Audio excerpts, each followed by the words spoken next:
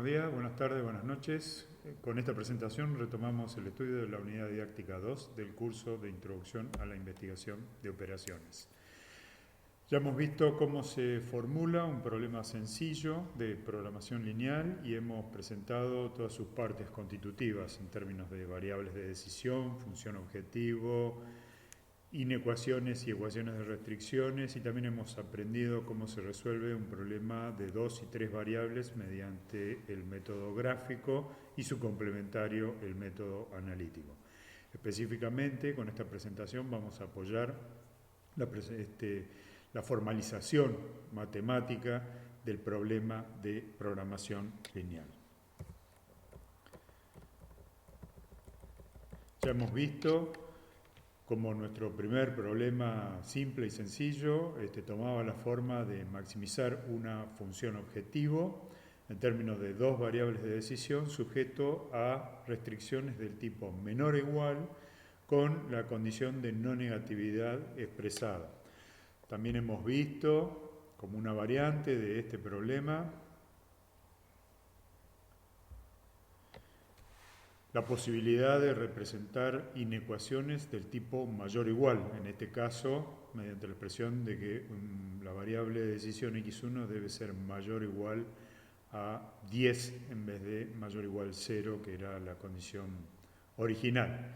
Y también hemos visto que se pueden representar funciones objetivos que se quieren minimizar en vez de maximizar, y en las cuales también puede estar sujetas a restricciones mezcladas del tipo menor o igual junto con restricciones mayor o igual y, por qué no, también de igualdad, en esta última formulación del problema que hemos presentado en la última, valga la redundancia, presentación.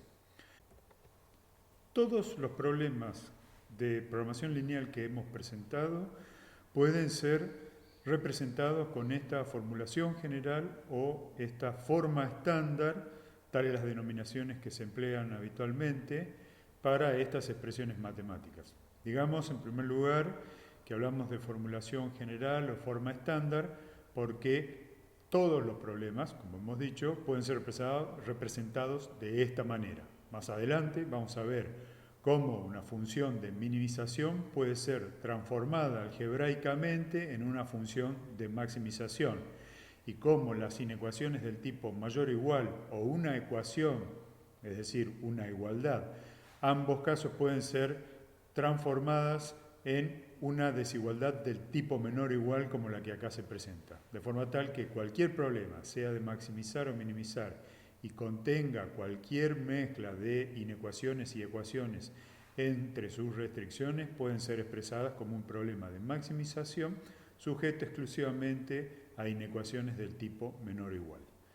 En esta formulación general, la primera que presentamos, que parece abusar de la notación y que nosotros podríamos calificar de relativamente verborrágica, vamos a acompañarla con un poco de lenguaje natural y diremos que el problema de la programación lineal consiste en determinar los valores de x1 no negativa, x2 no negativa, hasta xn no negativa, que hagan máximo el valor de la función objetivo, es decir, que hagan máximo el valor de z y verifiquen estas ecuaciones e inecuaciones. La primera, que es una ecuación, es la que ya conocemos como función objetivo, se le acompaña a la partícula max para denotar que se pretende maximizar, y como ven está conformada a la izquierda por el producto del coeficiente 1 por x sub 1 más el producto del coeficiente 2 por x sub 2 más hasta completar el coeficiente n por x sub n.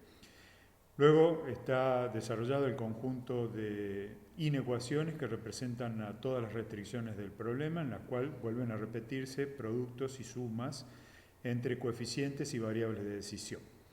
A11, A12 van multiplicados por x sub 1, x sub 2 respectivamente, las cuales deben ser menor o igual a b sub 1 y así hasta completar m inecuaciones de restricciones. Si lo llevamos a nuestro problema del predador-presa, vamos a ver que, como un caso específico, n es igual a 2 n representa entonces el número de variables de decisión de este problema, y con esta forma de ver el problema queda claro por qué se suele hablar del número de columnas que conforman este problema. Acá es fácil ver que x sub 1 es una columna, x sub 2 es una columna, y que hay n columnas en este problema, si consideramos esta parte que está a la izquierda de las igualdades o desigualdades. C1 en nuestro problema del predador presa vale 6, es decir, 6x1, ya lo recordaremos. C2 vale 8 en nuestro problema, es el valor que toma el coeficiente de la función objetivo en esta función objetivo. Y como dijimos que n es el número de variables de decisión, también tácitamente queda definido que x sub 1 y x sub 2 hasta x sub n, que en este caso es x sub 2, constituyen el conjunto de variables de decisión de este problema. Luego, el número de restricciones y también, ¿por qué no?, el número de filas está definido por m. Como ven, en esta cuenta de las filas no se le asigna un índice a la función objetivo o se la considera aparte, y en algunas nomenclaturas se le asigna el nombre de fila 0, aunque es más natural que nosotros pensemos que hay m filas desde 1 hasta m para definir a todas las restricciones que constituyen nuestro problema. En nuestro caso, el predador presa, m vale 2 también, es decir, que hay dos inecuaciones como restricciones, y B1 vale 120, B2 vale 80, que eran los minutos de tiempo de traslado y los minutos de tiempo de captura, y A11 era el coeficiente 2, A12 es el coeficiente 3, A21 es el coeficiente 2 para tiempo de captura, y A22 es 1 para el coeficiente del tiempo de captura de la actividad 2 en este caso. La no negatividad está en esta parte de la expresión del problema, y puede ser útil que repasemos esta cita textual de Danzig que ya presentamos y en la que se sintetizan sus tres grandes contribuciones a la programación lineal. Particularmente nos interesan las primeras dos.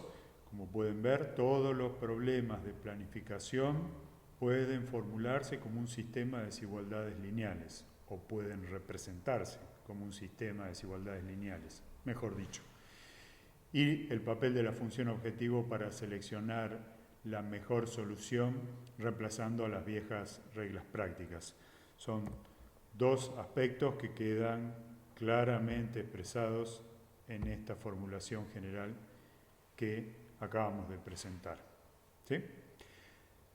Hay otras formas de expresar la formulación general o otras formas estándar que son un poco más compactas.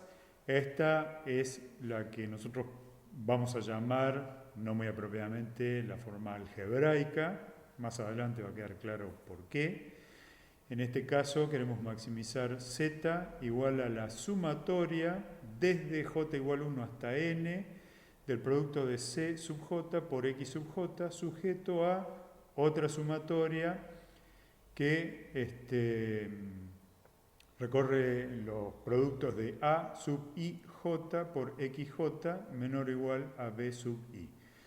En esta formulación, que usa la notación de las sumatorias, como ven, n sigue representando, al igual que en el caso anterior, el número de variables de decisión, y se agrega, podemos decir nosotros acá, como condimento, que J es un índice que nosotros vamos a representar con un conjunto de números naturales que se recorren desde el elemento 1 hasta el elemento n. Así que es un conjunto con n elementos. Y queda de nuevo expresado que hay tantas variables de decisión como n indique. En el caso de esta expresión, noten que esa expresión reemplaza a todas estas m expresiones en las que hacíamos abuso de notación. Todas quedan simbolizadas con una sola línea y el número de inecuaciones que están representados está implícito en el conjunto I, cuyos elementos se recorren 1, 2, con los números naturales 1, 2, hasta m. Así que hay tantas inecuaciones como nos sugiera m, el número de restricciones que constituyen este problema. Acá la condición de no negatividad se repite con x sub j mayor o igual 0 y se señala que j es el conjunto que se recorre con n elementos, ¿sí? En el caso de nuestro modelo del predador presa, de nuevo, n vale 2, m vale 2, j es el índice que definimos para recorrer el conjunto de las variables de decisión, 1, 2, las columnas de nuestro problema, y es el conjunto, es el índice que definimos para recorrer el conjunto de las restricciones desde 1 hasta m, en este caso 2, y de nuevo, c sub 1 es 6, c sub 2 es 8, como n vale 2 hay 2x sub 1 y sub 2, hay 2b sub 1 y sub 2, 120 y 80 son sus valores, así que hay dos inecuaciones o dos restricciones de desigualdad en este caso. Los coeficientes de la matriz de restricciones son A11, A12, A21 y A22 y sub j, ¿sí? Ordenadamente. Recuerden que esto es una forma compacta de representar esta parte del problema. A11, A12 hasta A1n y A11, AM1 hasta AMN. ¿Sí? Eso representa compactamente a lo que acabamos de mostrar en la diapositiva anterior. Así que acá se repiten los coeficientes y es una forma sinónima de representar el problema de la programación lineal. Dejemos dicho, por otra parte, lo que significan estas otras formas que se suelen usar convencionalmente en los textos de programación lineal. Esta fórmula, por una parte, abrevia el sentido de la función objetivo. Max significa maximizar, claro, obviamente, y si fuera minimizar, la expresión abreviada sería min, y indicar x sub j entre corchetes es una forma de señalar que x sub j son las incógnitas del problema. Así que esta expresión de acá, max z igual a la sumatoria desde j igual 1 hasta n de c sub j por x sub j, también podría ser leída como encontrar los valores de x sub j que hagan máximo el valor de z en esta función, que es la suma de los productos, denotados por c sub j, x sub j. Dejemos también establecido que la barra vertical en muchos textos se suele usar como un símbolo de la expresión sujeto a o tal que, la otra expresión en castellano que solemos usar para denotar que una función está sujeta a restricciones, ¿sí? Esto también podría ser reemplazado como tal que la sumatoria de AI j por x sub j sea menor o igual a b sub i. Bien. Existe una formulación más compacta aún, que es la que usa el lenguaje matricial o la notación matricial. Acá todos los vectores se asumen columnas, entonces C es un vector traspuesto de los coeficientes de la función objetivo por X, que es un vector de las incógnitas de este problema. Entonces se quiere maximizar el producto matricial de la traspuesta del vector columna C por el vector X que representa a las variables de decisión. Eso debe ser igual a Z, que es un escalar, está claramente en esta expresión. Sujeto A indica la matriz de restricciones, y en este caso la matriz es el producto de los coeficientes, que están representados por la letra A mayúscula, por el vector columna de las variables de decisión.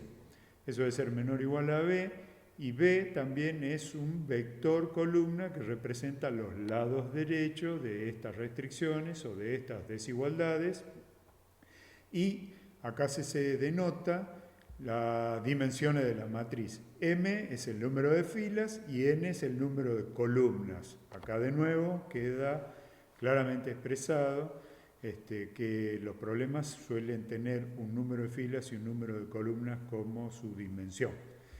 X, recordemos, es un vector columna, entonces 0 es un vector de ceros, es un vector columna de ceros.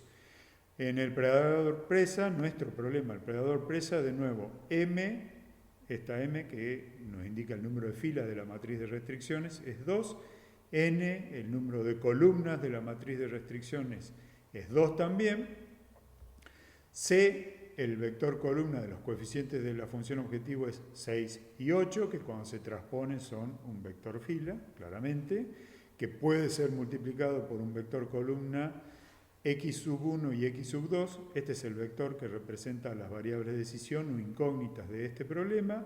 A es la matriz de restricciones que, es la matriz de los coeficientes de la matriz de restricciones que se multiplican por el vector columna de las variables de decisión para resultar menor o igual en alguna de las expresiones que van a ver más adelante a otro vector columna cuyas dimensiones se acomodan también, pues en este caso tiene 2 filas y una columna, que es el resultado de multiplicar una matriz de 2 por 2 por un vector de 2 por 1. En la instancia de nuestro modelo operador presa, estas son las representaciones que están implícitas en esta expresión o formulación general.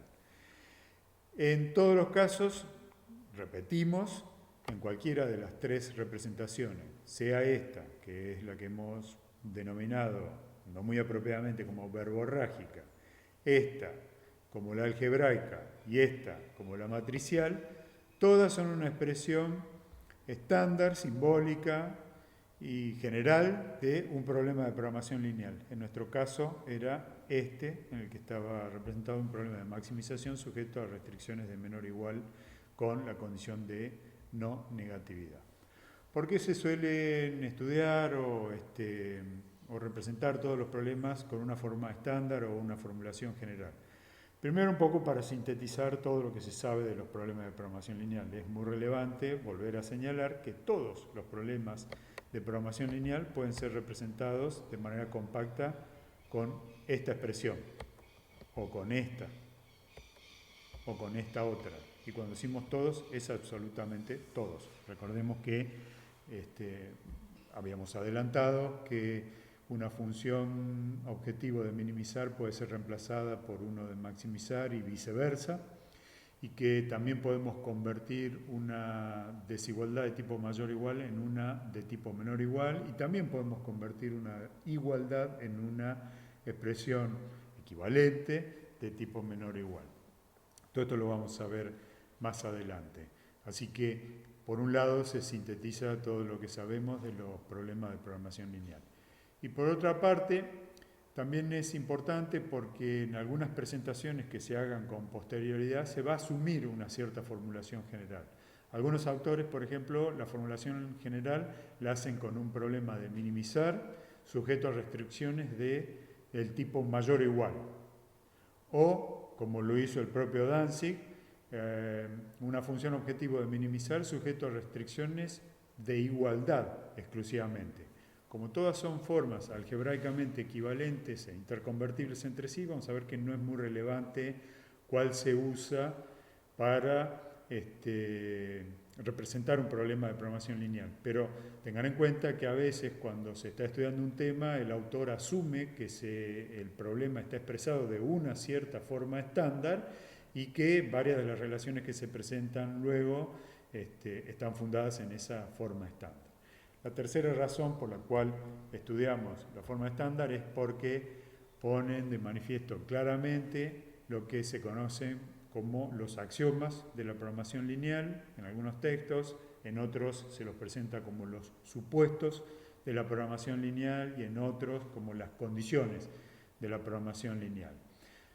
Lo que quiero aclarar es que no todos los textos hacen la misma sistemática de estos axiomas, condiciones o supuestos.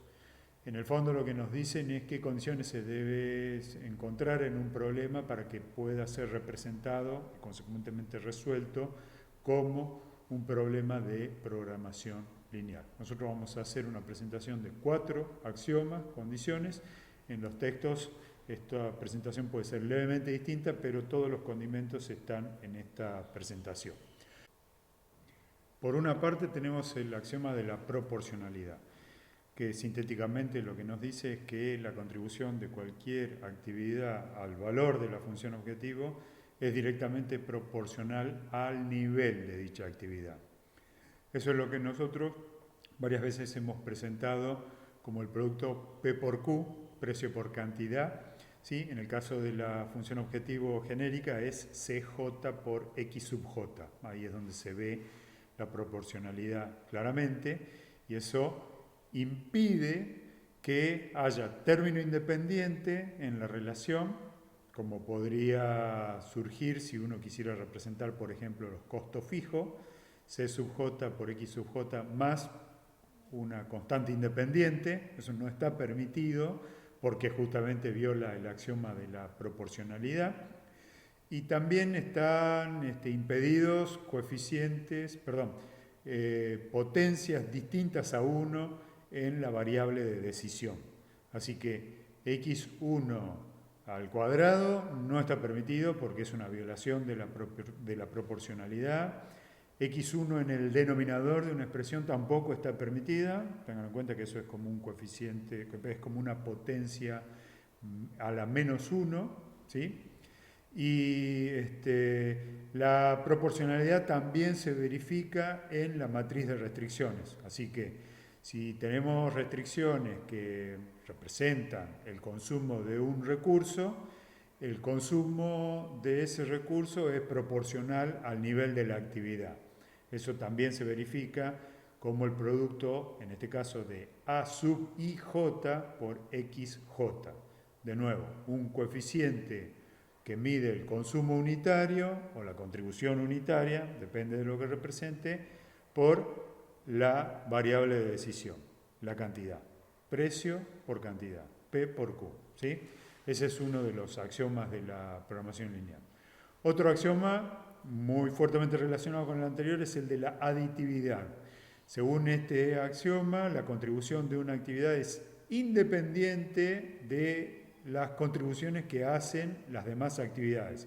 Eso se verifica cuando vemos que en las funciones las contribuciones resultan la suma de las contribuciones individuales que hace cada actividad. Lo propio también podemos verlo entre los recursos. El consumo de los recursos resulta de la suma de los consumos que hace cada una de las actividades por su cuenta. Por eso este axioma también es conocido como el de la independencia. Y junto con el anterior son los que definen la linealidad, porque, por ejemplo, por el axioma de la aditividad están impedidas representaciones de interacciones entre dos variables de decisión. Por ejemplo, x sub 1 por x sub 2 están impedidos porque, implican una violación del axioma de la aditividad y no necesariamente una violación del axioma de la proporcionalidad. ¿Sí? Si lo piensan un poco, van a ver que esto es realmente así. Entonces, por el axioma de la proporcionalidad no están permitidas las representaciones de potencias distintas a 1 en la variable de decisión, y por el axioma de la aditividad no están permitidas las representaciones de las interacciones conjuntas o los productos entre variables de decisión. ¿Sí? Juntos son los que definen en algunos textos lo que se conoce como el axioma de la linealidad, y de ahí el nombre. Todas las relaciones son lineales, tanto en la función objetivo como en las restricciones. Otro axioma es el de la continuidad, también llamado de la divisibilidad, y que nos dice cómo debe ser o cuál es el dominio permitido para las variables de decisión de nuestro problema. En esencia, las variables de decisión pueden tomar cualquier valor real dentro del dominio permitido. Nosotros ya sabemos que el dominio permitido es el dominio de la no negatividad, es decir, los valores negativos están excluidos, y lo otro que están excluidos son los valores enteros, de forma tal que una variable de decisión, para cumplir con el axioma de la continuidad, debe permitírsele que tome valores fraccionarios y valores irracionales también. ¿Por qué no? Si necesitamos que nuestras variables representen valores exclusivamente enteros, esto implica una violación del axioma de la continuidad y vamos a ver que lo que se requiere es un abordaje distinto. Para eso es que se ha desarrollado la programación entera, como caso o como extensión particular. También si necesitamos que nuestras variables representen valores negativos, vamos a ver que es necesario reformular los problemas para que eso pueda ser representado de una manera equivalente, porque en principio el axioma de continuidad excluye tanto los valores negativos como las representaciones enteras exclusivamente. Así que nuestras variables pueden tomar literalmente cualquier valor, sea racional o irracional, entre 0 e infinito positivo, ¿sí? Que son las dos cotas con las que se suele representar a cualquier variable de decisión de un problema de programación lineal, admitiendo como casos especiales que la cota inferior puede ser distinta a 0 y que la cota superior puede ser distinta a infinito positivo, ¿sí? Por ejemplo, una cota inferior de 10, como lo hemos expresado en algunos de los problemas del predador-presa, y también podría acompañarse con una cota superior que diga que x sub j debe ser menor o igual a 15,28, por decir algo, sencillamente.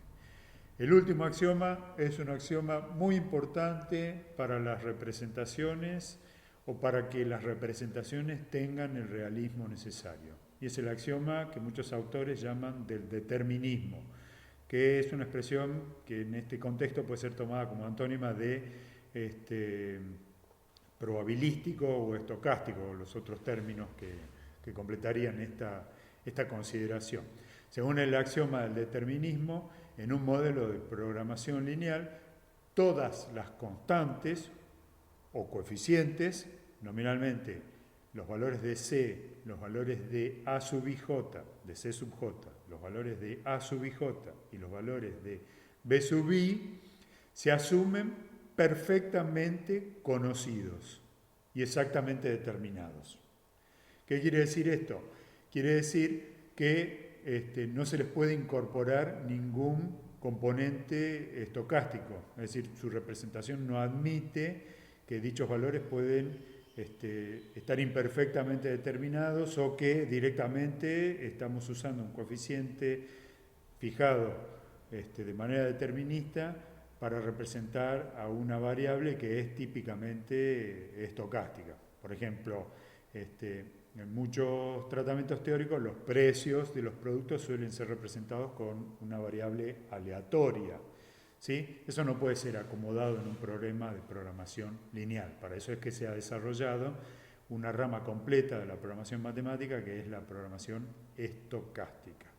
Sin embargo, adelantemos que este axioma del determinismo, si bien puede ser tenido como una severa restricción para la representación de problemas con realismo, no se ha mostrado como una limitación muy severa.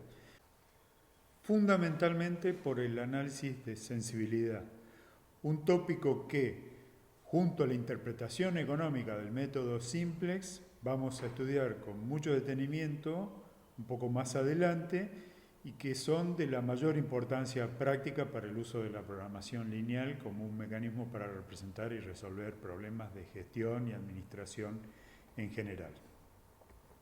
Hay una última razón por la cual es útil analizar o estudiar las formulaciones estándar o la forma general de los problemas, y es que los programas de computadora requieren que los problemas les sean presentados con una cierta sintaxis particular.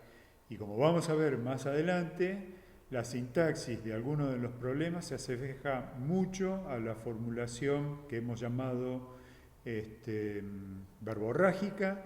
En otros programas, la sintaxis que reclama el programa de computadora se asemeja a la formulación algebraica que hemos presentado, y en otros directamente lo que se reclama es una formulación matricial.